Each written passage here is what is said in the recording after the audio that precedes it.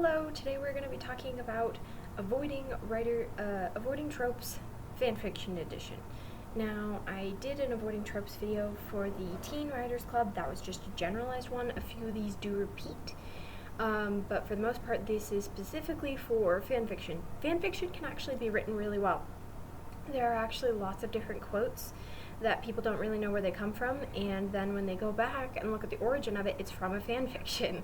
So keep in mind, it is not about fanfiction. I'm not dissing on fanfiction. It's more just that with fanfiction, it is trickier to make it your own and make it original and not fall into some of these pitfalls. And especially because a lot of the reason these pitfalls come up is because they are new writers or people who have never experienced writing. And that's okay. And when you're a new writer, you're going to fall into some of these pitfalls, and that's okay. But this is why I am warning you about this. Also, as a heads up, this video is taking place at 7 o'clock. So if you're seeing this when it is exactly posted on April 27th, April 27th at 7 o'clock, then you still have an hour before I start my Writers Club thing. So if you want to come to Adult Writers Club, please come. It's going to be in Meeting Room 1 on April 27th, 2023 from 8 o'clock p.m. to 9 o'clock p.m. Alright, and let's get started.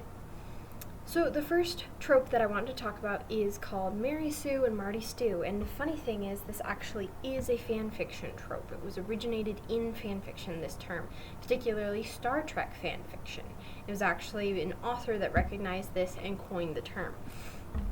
So Mary Sue or Marty Stew came first, then Mary Sue came after, is the term for when you have a character that's far too overpowered. Their try-fail cycles are minimal, if none at all, and if they have any, they are like 10 minutes, and bam, they are perfect at it. No one is that perfect, and it gets really annoying and drives the reader crazy super quick. If you want to annoy your readers, do a Mary Sue or a Marty Stew character. You have to make your characters relatable and not overpowered. It's okay to have them have great powers, but like they quote in Spider-Man, with great power comes great responsibility, and you gotta make sure that they have that responsibility and that they aren't just willy-nilly learning powers and getting more powerful like Mario or something. And even Mario, he has to fight Bowser several times before he gets each level of different powers, right? As he works his way through the video game. He doesn't just immediately get everything and go to fight Bowser, right? It takes definitely longer than 10 minutes to figure this out. If your try-fail cycles for this character learning their superpowers take 10 minutes or less, then you have a problem. You're probably going to alienate your readers. They aren't going to resonate with their readers. The next one that I wanted to mention is the wake up / mirror scene. Now, the reason I say wake up / mirror scene is because these are both equally bad and equally done.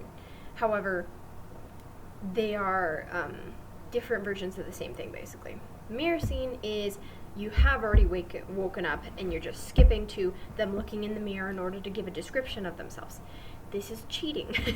If you're going to describe a character, you got to use showing, not telling, and the mirror scene is 110% telling and makes your character look like a narcissist.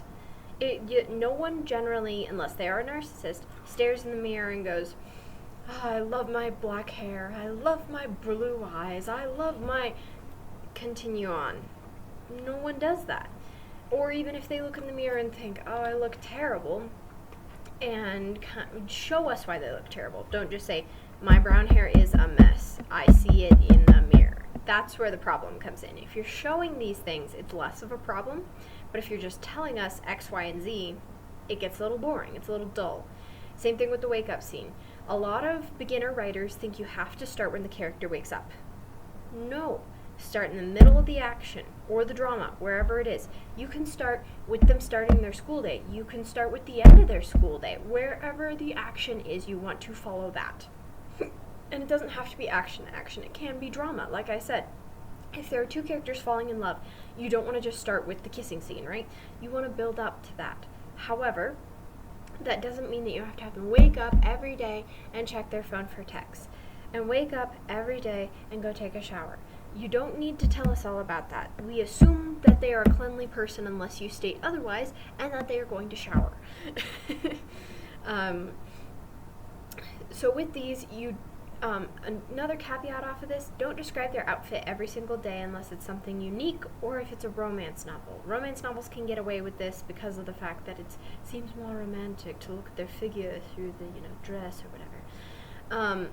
That's okay if you're doing like a description of their wedding dress or something. But if you're doing a description of they're wearing an orange t-shirt and black jeans every day, we don't need to do that every day.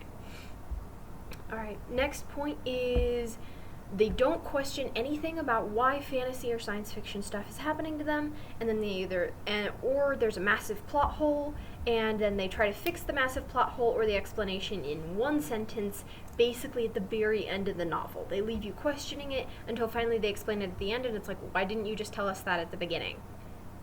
I totally get the explaining things later, but it's only acceptable to do that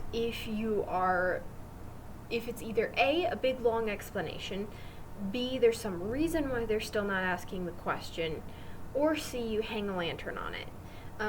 That means that you point it out obviously, and you're like, she had no idea why this was happening, but she didn't have any time to ask, or she was too shy to ask. You're hanging a lantern on it, saying, yes, she should, but she's not. And even then, I would say make sure your explanation fits your length of waiting. If you wait a couple chapters or a couple pages, a paragraph's fine. But if you wait the whole book for an explanation and get 2 words, no, that makes us feel cheated. It makes us readers feel as though they deserved more. Next one is don't force your characters to follow the plot. And when I say this, I mean a character is in X situation. They're perfectly happy with their wife and kids, and they never leave their farm, and then for some reason, someone comes up to them and says, I need you to come on a quest with me. And he just says, done, I'm leaving. No, there's no reason for him to leave. However, if he's like deadly scared of the fact that there's this thing haunting him and it's going to come after his family if he doesn't, absolutely would we leave on the quest, but you gotta make that clear. You can't just have the character leave for absolutely no good reason. They have to have a reason for going on their journey, whether it's forced or not. If it's forced, it's totally acceptable to give less of a reason, but then have them want to go back home. Don't have them get kidnapped and then be like, I just want to stay here forever now, and abandon my mom and abandon my wife, who is a mother of our child at home.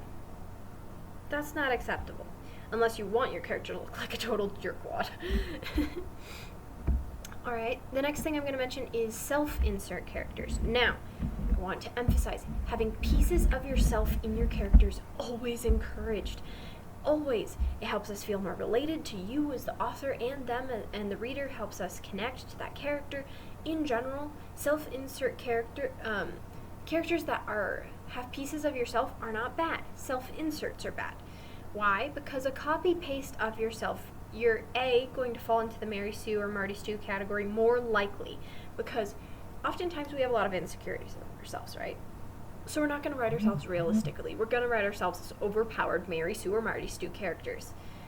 The next point is, unless you're writing under a pseudonym, having the character's name be too similar to your own name can sometimes bother the readers, because then it's obvious it's a self-insert character. Or at least it seems obvious. Maybe you don't even mean that. Maybe you just like the name and you're like, hey, that's similar to my name, but I don't care. You might want to be aware of that and change the name if that's the case then, and it's not a self-insert. The other part about self-insert characters that can get problematic is when you're not realistic. So this again falls into the Mary Sue, Marty Stu category, where they have the perfect hair, the perfect job, the perfect teeth, and yet for some reason they want to go on this quest. No. It doesn't make sense. It has to make logical sense. We like having our characters be realistic. In spite of it being a fantasy novel, we want to feel what they are feeling and have them have pitfalls too. So like I said, all these things are not necessarily bad on their own. They can be done well. It's just what you need to look out for. The next thing falls in a similar category. You're trying so hard to make your character have faults that they are overdramatic for absolutely no reason. And yes, this can be a character fault, but this is when it's way crazy. So for example, they're a super happy, cheerful character, and they've always been that way, and then all of a sudden someone accidentally spills a little mustard on them, and instead of being like, oh, it's okay, whatever, they're like, dude, I hate you forever and you're the worst. That's not very realistic for the character. It's not consistent with the character. That's the main problem here, is character consistency is important.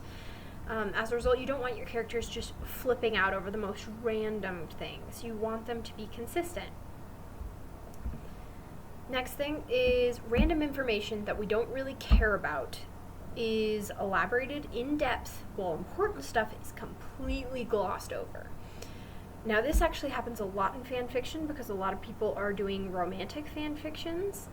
As a result, they completely skip over the action. They're like, oh yeah, there was a battle, and it takes like 2 paragraphs despite the fact that we've been building it up for the whole book.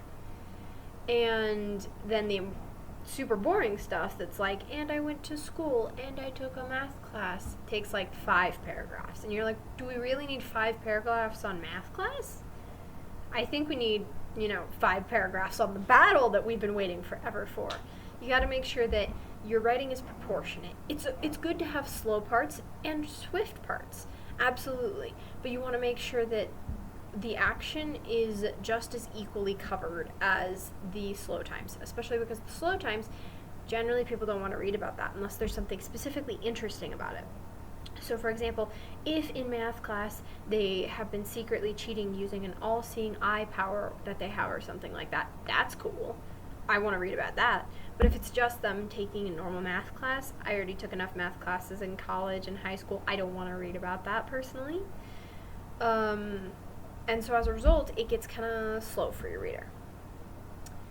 The next one that I'm going to mention is just in general love tropes. So enemies to lovers gone wrong. Enemies to lovers can be done well as long as it is a healthy relationship and it is more about them disliking each other for things they don't understand about each other or misconceptions, or that they've grown as people and once upon a time they were bad people and now they've become good people. Those are all great ways to do enemies to lovers. But the bad way to do enemies to lovers is that they absolutely loathe each other for the right reasons. They have done something terrible, like, murdered their family. And then for one shared event fixes all their years of trauma and hate, and they go from 0 to 100, and they go from enemies to completely and utterly worshiping this person. That is not the right way to go about this. The other lovers trope that I'm going to talk about with fan fiction is they go from showing no emotion to being completely and utterly obsessed with them. They can't get enough of what they're doing or the person themselves. I'm sorry, I can't but notice you're talking about this in a negative tone. Yes, because it is bad. It's bad, right? I mean, some people like their family that way. So, as was proven by my coworker there, sometimes people like this. But unfortunately, it can be done well and it can be done badly. Now, the bad thing is it's a good thing when it is done right. It's a slow burn romance and they go from showing no emotion to like slowly blossoming in their emotion and then finally falling in love.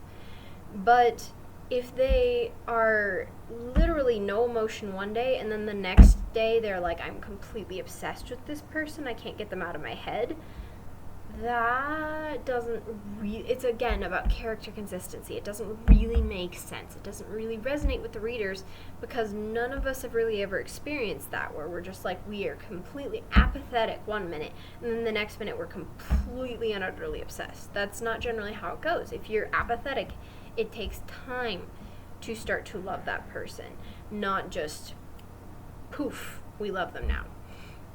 And especially if it's a trust thing. If they're not expressing themselves because of trust, that trust needs to be earned, not just immediately given for no good reason.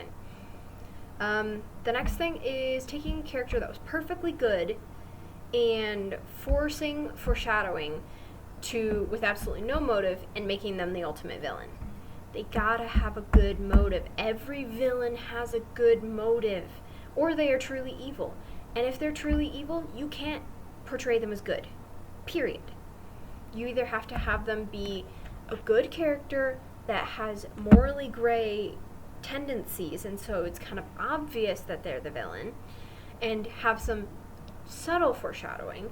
But if you force the foreshadowing to make a character that seems perfectly good with no motive to make them the ultimate villain, it's not interesting. It's not compelling. They don't make a good villain.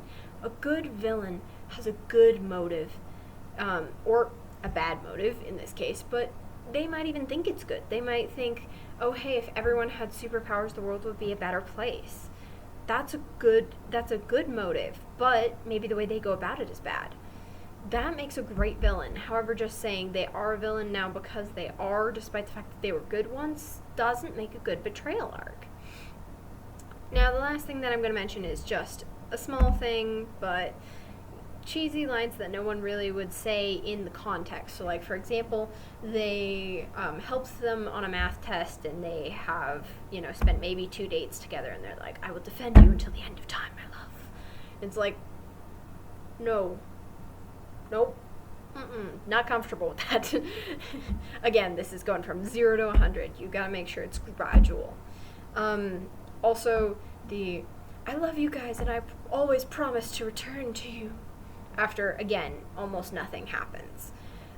You gotta establish that relationship solidly before you start saying things like that. And even then, maybe say it in a slightly less cheesy, dramatic way. The next thing that I'm going to mention is just words that are overused or don't really fit for the situation. Well, for example, there was fanfiction I read once where everything was on the left. Nothing was on the right, everything was on the left. The Xbox was on the left, the TV was on the left, the couch was on the left. And I'm like, does the right side of the house just not exist? And it wasn't like an OCD thing, it was just everything was on the left. That can get obnoxious for readers. Another thing is words that don't really fit for the situation because you're trying to be unique. For example, his blue orbs instead of eyes. I'm sorry, no one likes that word. Someone thought it was a great idea, and it was a great idea for about 2 fanfictions, and it's no longer a thing. So before you use a more unique word like orbs, try just putting eyes there and see if it flows well. You don't want jarring words. You want it to just flow nicely.